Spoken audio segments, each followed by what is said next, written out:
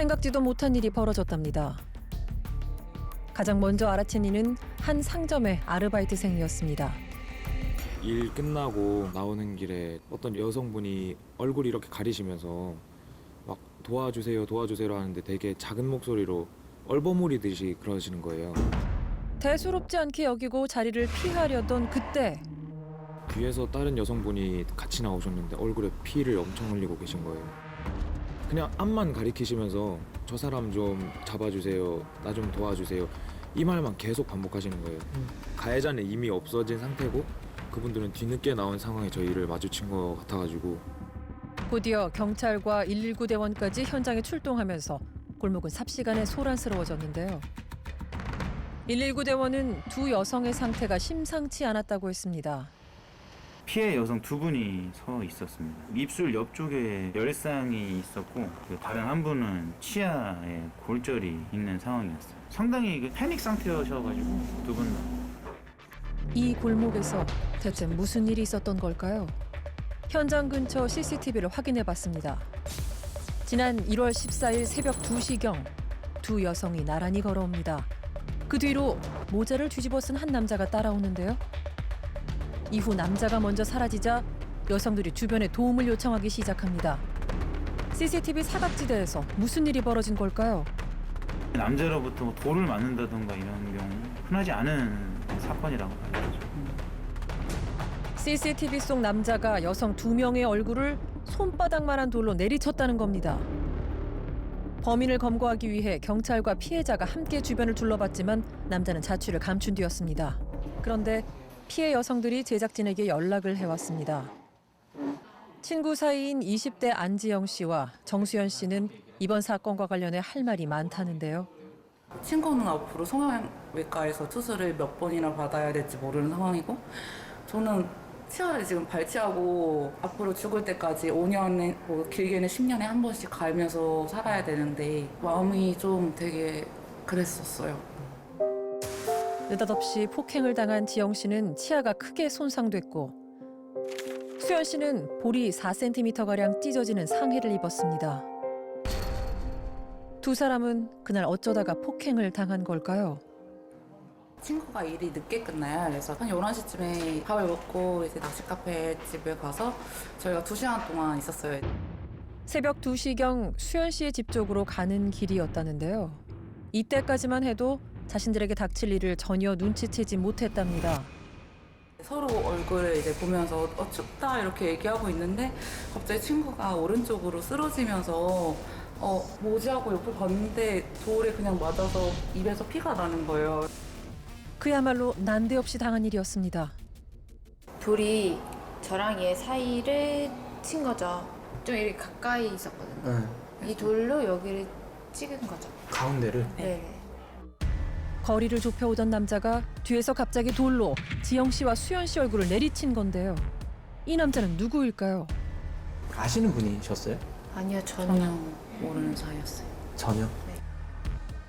두 사람은 일면식도 없는 남자가 대체 왜 자신들을 공격한 건지 뚜렷한 이유를 모르겠답니다. 왜 하필이면 우리고 진짜 건장한 남자 2명이서 걸어갔다면 이런 일이 생겼을까? 이런 생각도 되게 많이 했었거든요. 자기랑 좀 다른 그 성별이잖아요. 그럼 분명히 저희가 약하고 이런 걸 아니까 그걸로 인해서도 충분히 그럴 수 있다고 생각을 해요. 사건이 알려지자 네티즌들 사이에서는 여성 혐오 범죄가 또다시 벌어진 것 아니냐는 의혹이 제기됐는데요. 지난해 5월 발생한 강남역 살인 사건을 두고 당시 여성 혐오 범죄 논란이 거셌습니다. 심정은 그냥 담담합니다. 이번 사건을 접하면서 많은 이들이 강남역 살인 사건을 다시 떠올린 겁니다. 사건 발생 9일째 되던 날 드디어 용의자 검거 소식이 들려왔습니다. 그건 뭐 자기 주거지에서 우리가 그 추적해서 검거했잖아요. 용의자는 취업준비생인 26살 김 씨로 밝혀졌는데요. 집안에는 범행 당시 입었던 옷도 고스란히 남아 있었답니다. 그런데 범행 동기는 혹시 여성 혐오 사건? 전혀 그것도 아니야. 색깔도 없고 아무도 없고 아주 정상적인 사람이야. 여성을 노린 묻지마 범행이 아니라면 진짜 이유가 무엇인지 궁금했습니다. 그런데 기억을 못해요. 얼마나 버는 것도 기억을 못해요. 김 씨가 술 때문에 그날 일을 전혀 기억하지 못한다는 겁니다. 소위 필름이 끊겼다는 건데요. 안동에서 마셨다고. 주량은 자기 소주 한 병을 사는데 그냥 뭐 많이 마시거든. 조사에 따르면 사건 전 피의자는 사당역 근처에서 술을 마신 뒤 지하철을 타고 집 반대 방향으로 갔습니다. 선릉역에서 내린 김 씨는 범행 장소까지 1시간가량을 걸었답니다. 평소에도 갔던 곳이에요? 아니 술이 취해서 뭐 몰라요. 이후 귀가 중인 여성 2명의 뒤를 쫓아가 CCTV 사각지대에서 폭행을 저지른 뒤 곧바로 범행 현장을 벗어났는데요. 김 씨는 택시를 타고 서대문구에 있는 자신의 집으로 귀가했답니다. 그는 검거되기 전까지 자신의 범행 사실을 까맣게 모르고 있었다고 주장했습니다. 자기 인지 못했지 저번까지. 뭐 CCTV 보고 인지. CCTV 보고 자기 모습이라고? 예, 자기가 다 봤다고. 왜 그랬는지 모르겠는데 얘기. 술 때문에 당시 상황이 전혀 기억나지 않는다며 블랙아웃을 주장했다는 겁니다. 술 마시고 필름이 끊겼다. 기억이 나지 않는다. 이런 현상을 블랙아웃이라고 이해하면 됩니다. 술을 조금 마셔서는 블랙아웃이 일어나지 않고요. 그야말로 만취 상태나 혹은 평상시 자신의 주량보다 더 많은 그런 어떤 양의 알코올을 섭취했을 때 나타날 수가 있습니다. 블랙아웃은 평균적으로 혈중 알코올 농도 0.15%가 넘어가는 순간 찾아오는 일시적인 기억력 장애를 말합니다. 그래서 하지만 피해 여성들은 김 씨의 주장이 거짓이라고 말합니다. 이 사람이 선릉역에서 내려서 1시간 동안 걸었다는 거예요. 그러면 그동안 웬만하면 사람은 술이 좀 깨거나 그렇잖아요. 술 냄새 같은 것도 느끼지도 못했고요. 그 걸음걸이나 뛰어가는 거면 이건 어느 누가 봐도 술 취한 그런 게 아니었어요. 피의자 김 씨가 그날 술에 취해 있었던 건 사실일까요? 제가 택시 탈때 와서 그거야. 다 잡을 때 있죠. 예. 아, 택시 타자마자 혹시 술 냄새도 났다고 했나요? 술 마신 상태고 예. 진실은 무엇일까요? 그날 김 씨 모습이 포착된 CCTV를 자세히 분석해 보기로 했습니다. 술 취해서 블랙아웃이 오고 뭔가 기억하지 못하는 상태에서 여러 가지 행동들을 했다면 이미 이제 신체적으로도 징후가 나타나죠. 걸음걸이가 좀 흐트러진다든지 뭔가 걷는 속도가 느려진다든지. 블랙아웃 상태일 때는 몸을 제대로 가누지 못하는 것이 일반적입니다. 그런데 CCTV 속 김 씨의 걸음걸이는 술에 취한 상태인지 알 수 없을 만큼 멀쩡합니다. 이번엔 영상 분석 전문가에게 분석을 의뢰했습니다. 피해자들은 뒤를 돌아보는 게 되는데요. 이때 피의자는 뒷짐을 져요. 그래서 충기를 뒤로 숨기는 행동을 보이거든요.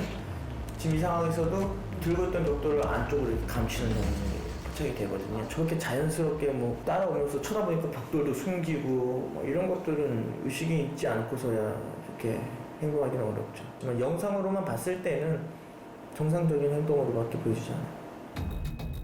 시선을 의식해 범행 도구를 감추는 것은 물론 한치의 흔들림도 없이 걸었던 김 씨. 정말 술에 취해서 블랙아웃 상태였던 게 사실일까요? 피해 여성들은 김 씨가 술을 핑계로 대는 목적이 따로 있는 것 같답니다.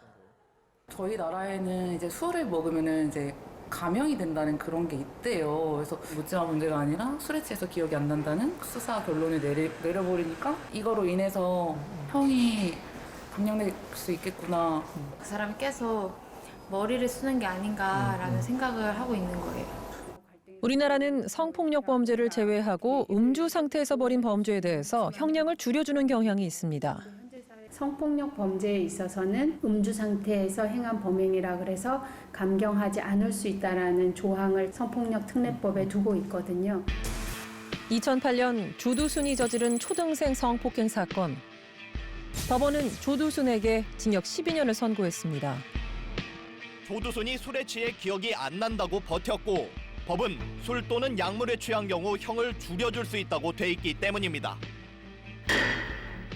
이후 음주 감형에 대한 반대 여론이 거세졌고 이를 계기로 성범죄에는 음주로 인한 감경이 허용되지 않도록 개선됐습니다.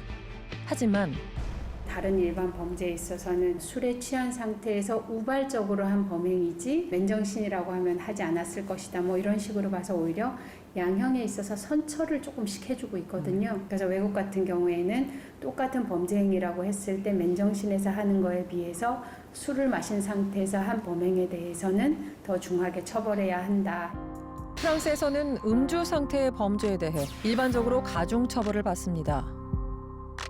미국 일리노이주에선 자발적 음주가 선처의 이유가 될 수 없다는 판례가 있는데요. 반면 우리나라는 어떨까요? 2년 전 20대 남성 3명에게 폭행을 당한 남성이 8일 만에 숨진 일명 부산 묻지마 상해치사 사건.